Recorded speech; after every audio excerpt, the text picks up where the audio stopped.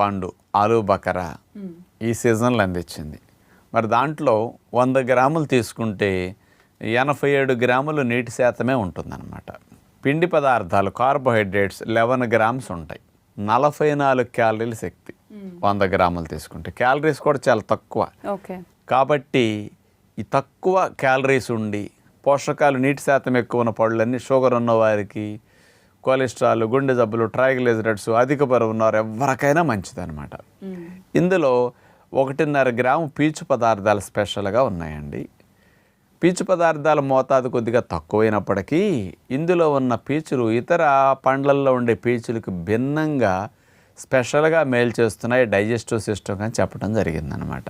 ఇందులో ముఖ్యంగా సార్బిటాల్ మరియు ఐసోటిన్ అనే ఈ 2 రకాల ఫైబర్స్ ఇతర పీచులకు భిన్నంగా జీర్ణకోశంలో పనిచేసి జీర్ణకోశ